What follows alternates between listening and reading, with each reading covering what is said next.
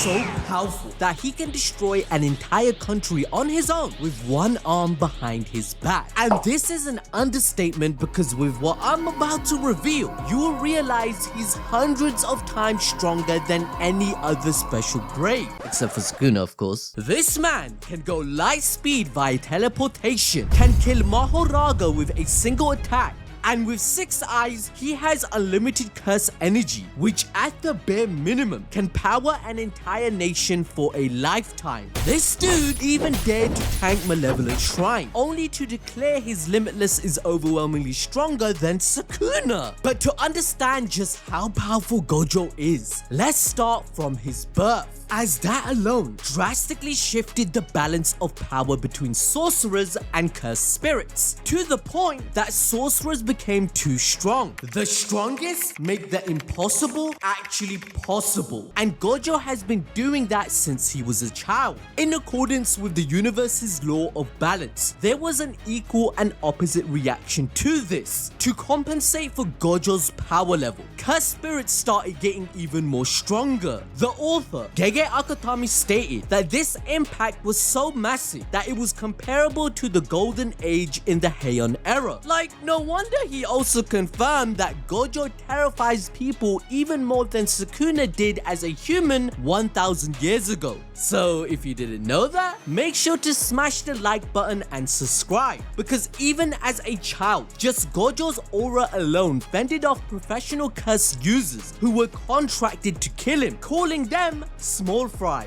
This gave them such severe PTSD that they went into hiding and stopped their shenanigans. And later, we learned cursed spirits have stayed in the shadows. In fact, even a special grade like Toji Fushiguro was shocked by Gojo's existence, as it was the first and last time of being noticed, whereas even Sukuna didn't detect Maki in chapter 214. This fear was highlighted again in chapter 223, because just from Gojo's mere curse energy residue, cursed spirits avoided the area. However, the path to godhood was etched at birth because of the 6 eyes, an ability so overpowered that Kenjaku had to keep killing the clan's members who had inherited their technique. Otherwise, his plan to change the world would simply be impossible. You know what? Just like you, we wanted Gojo to come back. Like, I can't be the only one who downloaded Talkie, which is an AI-powered social network where you can chat with all your favorite virtual characters. I've been speaking to Gojo where in the last 7 days, we have become best friends. Bruh, even if Gege hates you, Gojo, I will always love you. And you guys can share this experience too by downloading Talkie, as there are over 100,000 characters to choose from, each with unique personalities and voices. Whether you're into JJK, Naruto, One Piece, or even video games and movies, there's something for everyone. You can also choose tags and write your own stories to create any virtual character you like. To add to this, you can even jump into the world of your favorite anime thanks to mini theaters and get to know characters personally as the protagonists. Talkie's key difference from other software is its powerful technology model, which makes each character come to life like a real person right in front of you. It's completely free to download with our link in the pinned comment and description below. We find out that even someone as strong as Kenjaku lost twice to 2 previous 6 eyes users in the past 1000 years, which puts into perspective how much stronger Gojo is compared to a special grade from the Golden Age and has endless experience, as Kenjaku is capable of impossible feats such as an open domain, which is akin to an artist painting a masterpiece on air itself. So why did he keep losing and was afraid of them? Well, a sorcerer who has mastered 6 eyes helps them see curse energy in insane detail and use it efficiently. Plus, the curse energy used is extremely close to 0. This means they will never run out of it, as it regains more than it loses. Regular sorcerers can activate their domains twice a day, but Gojo can activate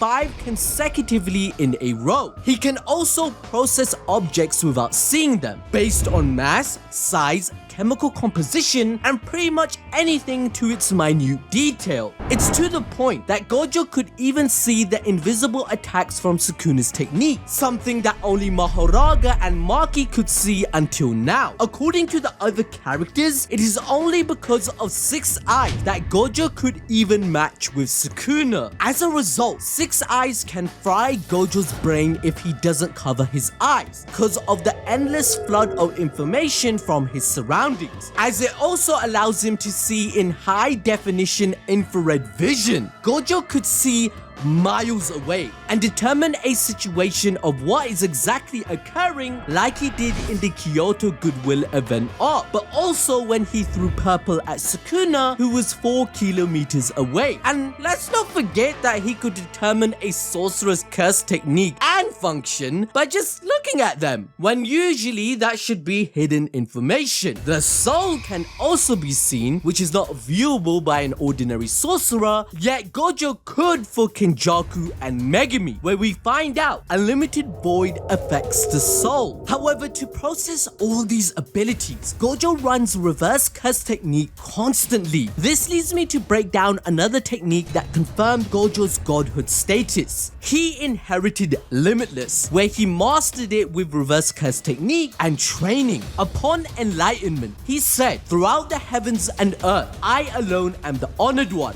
which parallels Buddha, as he took 7 steps from his mother and pointed to the sky and the earth to say the same thing. This fits quite nicely, as it confirmed there is nothing Gojo can't do. Imagine being so talented that you don't bother having any hobbies because you get so bored so fast because it's too easy to be the best at it. Even Jogo got pissed off, stating, "Is there anything that Gojo doesn't have?" Eventually, we learn his talent matches Sukuna. Gojo complimented him regarding this in chapter 233, where he stated, "Moves like piercing blood, making use of max elephant, requires skill on my level." So what makes defeating Gojo so difficult? Well, that's because there is an infinity that exists everywhere, and he can use it with his Limitless to manipulate and distort space. There is a space between you and Gojo that you cannot cross, no matter how hard you try. If you remember like grade school math, no number ever becomes 0 when you keep dividing it. It only tends to go to 0. So even on a normal day when he's goofing around, Gojo is constantly using Limitless as an invisible shield that can stop anything and anyone from reaching him, no matter how powerful it is. For example, even Sukuna's dismantle was useless in chapter 224. Gege Akatami, the author of JUJUTSU Kaisen, admits that Gojo is the pinnacle of power and the ceiling for the manga. So we have to keep in mind that people of this caliber have such reinforced curse energy that piercing their body would require a lot of strength. For example, in chapter 203, Kenjaku states that even low-grade curse spirits being enhanced by his curse energy could take out grade 1 sorcerers with ease. Choso's piercing blood was a joke for someone on Kenjaku's power level, where he claims, "I told you, the speed and power of that attack is below par to even hurt me." Yet Gojo made this man shiver when he was unsealed, knowing that he would die if it weren't for Sukuna arriving on the scene. Toji highly regarded Gojo at 16 years old, who chose to wear him down and ambush him rather than attack him head on. This puts into perspective how much stronger Gojo and Sukuna are relative to everyone else. Even someone like Kenjaku, who would rank amongst the top 5 most powerful in the whole series, are not comparable to them. For instance, even when the disaster curses used domain amplification to neutralize Gojo's Limitless, he admits all he had to do was to reinforce it even further beyond their standard. Even Hanami, a special grade, was squished by the mere pressure. But with that out the way, let's break down blue, red, and purple. Blue creates an attraction force around itself. Gojo brings negative spaces into reality to create a magnetic force that attracts everything towards it to fill up the empty space. When Gojo hit Juzo with blue, he almost exploded. Gojo then used maximum blue on Agito to completely destroy it. This attack surprised Sukuna so much that he had to use Mahoraga to defend himself against the blast. Later, with incantations powering it up even further, it made Sukuna's piercing blood useless as it was absorbed. An attack that was capable of moving way faster than 400 kilometers per hour in Sukuna's hands, and he upgraded its attack potency from useless, like Kenjaku said, to being able to hurt Gojo. So just imagine how useless other sorcerer abilities would be in front of Gojo just by utilizing only blue. Essentially, it can destroy an entire city on its own, and can even be thrown into multiple spheres at once. But next up is something even more powerful. Red was confirmed to have twice the output. It is created through positive energy from the reverse curse technique to create a point that repels instead of attracting. Gojo used red against Jogo to blast him into the forest miles away from where he was standing a moment before it. He calls it the convergence and divergence of infinity that repels anything and everything in its way. After awakening against Toji and training, Geto implied Gojo could potentially wipe out the non-sorcerer population, a feat considered impossible. That would be millions upon millions of lives in Japan, which isn't unbelievable considering what you will learn after watching the entirety of this video, because Geto is not the only person who considers Gojo monstrous, as Toji claimed Gojo was after surviving his red. But this attack is stronger than you think, as once he grew up, Gojo claimed one attack would be able to kill Mahoraga, unlike the other 6 Eyes and Limitless users who died against an untamed Mahoraga centuries ago. Gojo is clearly the strongest 6 Eyes user in history due to red and purple being unlocked via reverse curse technique. Sukuna confirms that even with domain amplification active, keeping in mind that this is the strongest amplification in the series due to him being the king, red or blue is so powerful that it cannot fully neutralize it, resulting in half his face being damaged. This is a man that Kashimo considered a kami, because the king activates curse techniques and switches between amplification so quickly that if Gojo didn't have 6 eyes, he would beat him in curse energy efficiency. But what if it hits the target perfectly? At point blank, red sent Sukuna flying into his domain shrine, damaging him equal to what Gojo had tanked from Malevolent Shrine, where it wiped out his entire face. But here's the icing on the cake. As Gojo outmaneuvered the king, Gojo can keep a ball of red or blue on standby, so he can use it when he needs them. In chapter 232, he did exactly this by creating a preemptive plan that would make red strike after making a full lap around the building to knock the king into his black flash. But a tactic like this was also used for Hollow Purple, the single most destructive attack in the entire manga.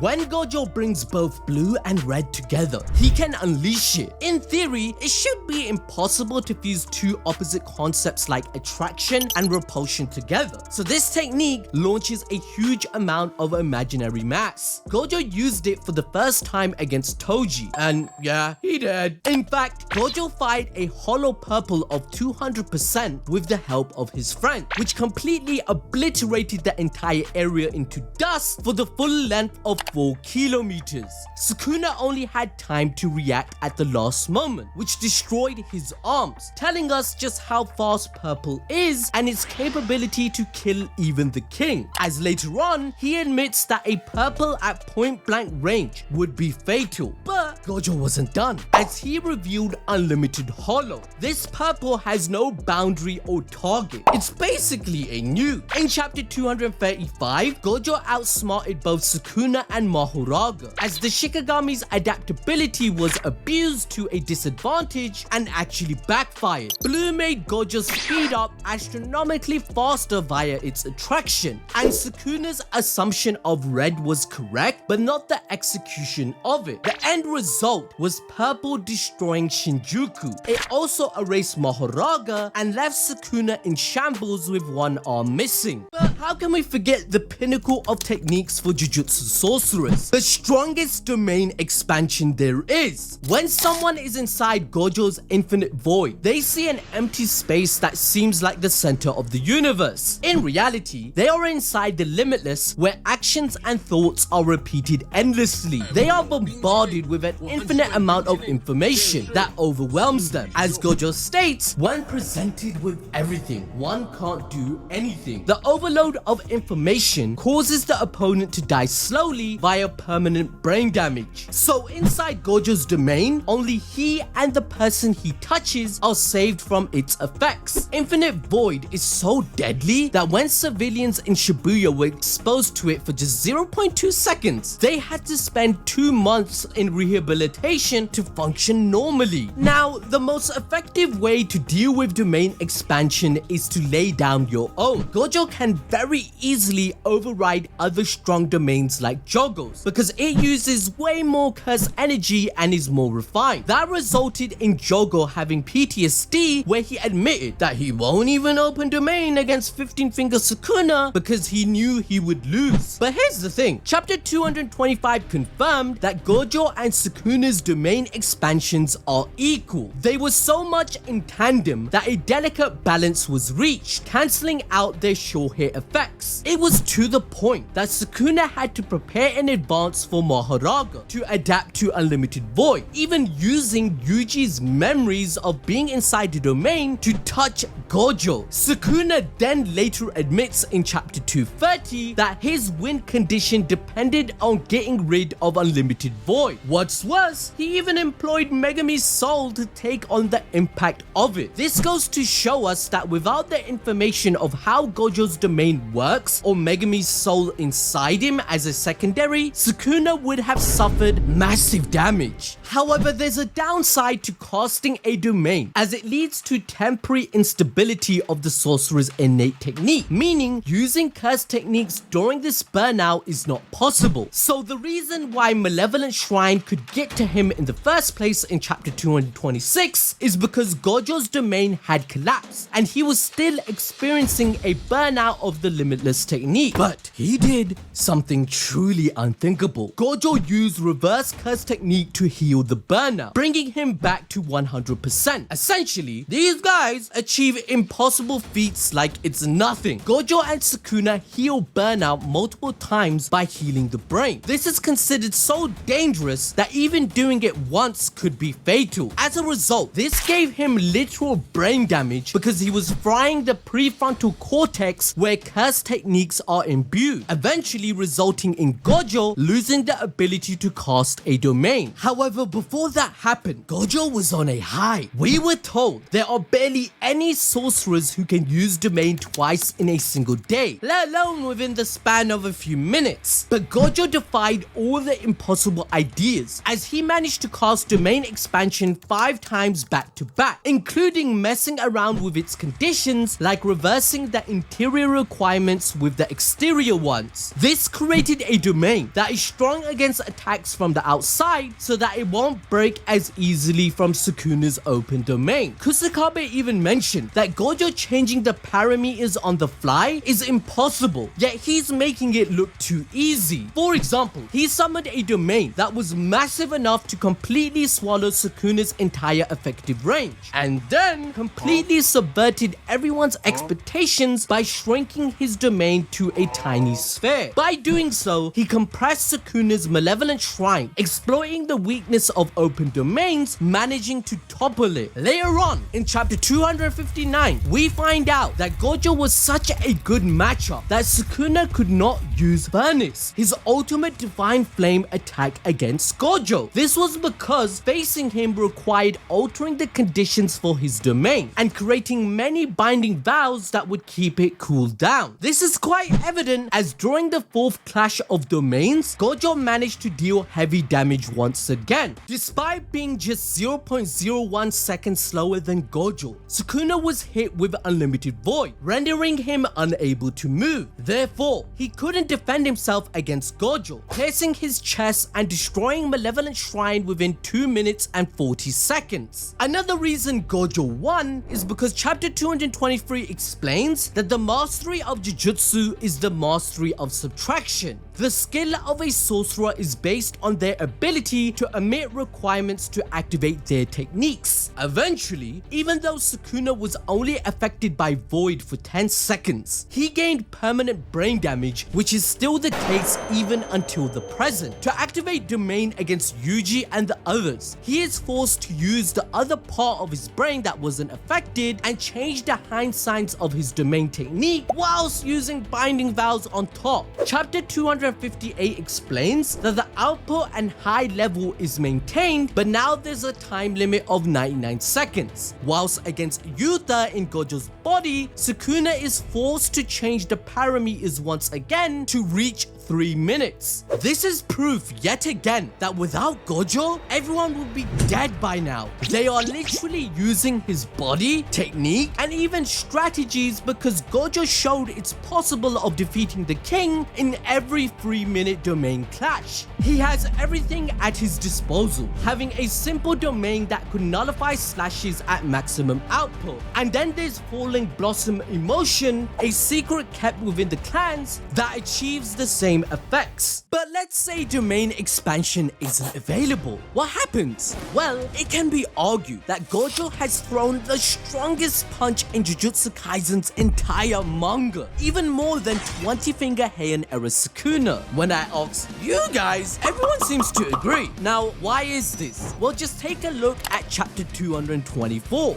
A single punch blew up an entire skyscraper, and that was Gojo having fun. Eventually, Kusakabe asks if anyone has taken a serious punch, where Yuta and Hikairi admit they vomited instantly. This is just like Urame, who instantly loses to one punch and admits that reverse curse technique couldn't heal the wound. So this proves once again that Gojo is multiple times stronger than regular special grades, because in comparison, Hikairi has been fighting Urame for 10 minutes, whilst with Gojo, it was over instantly. Hikairi even claimed that Gojo's condition to join the fight with him is if he becomes weaker than them, which never occurs despite Gojo having brain damage, no domain expansion, one arm, and is only using Limitless, which meant Gojo was still stronger than the likes of Yuta and Hikairi. But the reason Gojo's punches are even stronger than Sukuna's is because his fist is enhanced with curse energy, laced with his blue technique. Hence, Hikairi said it feels like a double impact, which you aren't prepared for mentally or physically. After all, a punch hits you in the opposite direction, whilst blue sucks in the surrounding space towards itself. This paradox makes Gojo's punches the absolute worst. Jogo even claimed in chapter 65 that Gojo's physical attacks alone would kill all the disaster curses, even though they scaled to 8 Sukuna fingers. As a result, Yuji remembers a warning from Nanami telling him not to compare himself to Gojo because it was set unrealistic expectations that cannot be achieved. Every physical attack from Gojo is like a critical hit, but adding Black Flash on top increases its strength by the power of 2.5. This doesn't mean the punch is being thrown 2.5 times stronger. Instead, it's exponential growth in power. The stronger the hit, the higher the multiplier. So if a regular hit does 100 damage, it means Black Flash does 100,000 damage instead. Gojo using it in chapter 232 left Sukuna completely knocked out. In comparison, the King's Black Flash could not even completely incapacitate a grade 1 like LaRue, or even Maki, who tanked more of them. Yuji's 7 Black Flashes never knocked out Sukuna, yet Gojo still did. And just like our MC, Gojo can operate at 120% of maximum potential when entering the zone. 2 Black Flashes changed his demeanor so much that even Sukuna felt nervous for the first first time in 1,000 years. But how fast is Gojo moving exactly? We know Gojo is confirmed to be the fastest sorcerer alive in the modern era, casually surpassing Naobito and Naoya, who reached Mark 3. However, this wasn't always the case. Before awakening, at 16 years old, an exhausted Gojo believed Toji was so insanely fast that he couldn't sense or see him at all, therefore not able to read his moves. Toji is equivalent to Maki Zeni and can achieve speeds up to 3,700 kilometers per hour, which is why they can run on water. However, after enlightenment, Gojo's speed was upgraded relative to Sukuna at 20 fingers, which equated to automatically surpassing everyone. He dodged all of Toji's attacks with no effort and finished him off without taking a hit using purple. This is despite Toji and Maki being able to sense every change in the atmosphere, including the most minimal difference in movement, heat, and even the souls of inorganic matter. Seeing at a molecular level allows them to dodge every possible attack, including Sukuna's. Maki was like Mahoraga, who could see his world reality cutting slash and was fast enough to dodge it. But Toji? He still lost to Gojo's purple, which proves his statement that Limitless is overwhelmingly better than Sukuna's shrine. The speed feats during Shibuya showcase Gojo killing 1,000 humans in 299 seconds. However, this is where things get interesting, because it's not just Gojo's physical speed that's insane. His mind works differently to a human as well, at a speed beyond comprehension. Gifted sorcerers like Yuji can think of 4 different things at once and strategize when facing Mahito. But let's compare this to Gojo. Remember, Jogo told Kenjaku that keeping Gojo within a 4-meter radius of the prison realm for 1 minute is an impossible task because he's too strong. But the mastermind explains that 1 minute for Gojo is different. For them, it was an instant. However, for him, 3 years of information regarding the past flooded his brain, meaning 1 instance for others is equivalent to 1 minute to Gojo. And this ain't even his best feat, as there is proof that he can react to lightning speed. Since Gojo is relative to 20-finger Sukuna, we can make a comparison. Hikari almost reacts to Kashimo's electricity and dodges a bolt fast enough to only lose his arm instead of death. Sukuna, on the other hand, reacts to it point blank to activate his Heian era form in time, which is around 270,000 kilometers a second, 90% the speed of light. I mean, how else could Sukuna react to a 200% purple and sense its immense power only in the last moment, yet still survive? But this is where we take things to another level. We know Gojo is fast enough to even outpace Sukuna, as he blitzes him in chapter 226. He does this via teleportation. He can move short distances and carry others with him, which he showcased against Jogo, who didn't even know what happened and it felt like an instant. Kusakabe confirmed in chapter 226 that teleportation is due to Gojo's Limitless, which relies on manipulating the space between coordinates. Gojo exploits gravity, which helps him move at light speed. This follows a theory in physics called the Alcubierre warp drive. His blue also helped him in chapter 235 to outpace Sukuna and Mahoraga using its attractive force. And Gege even showed us, just to flex on us, that Gojo is capable of leaving after images even against Sukuna. This is quite insane considering Sukuna, just like Gojo, makes all the others feel slow, even outpacing Yuji in a sprint like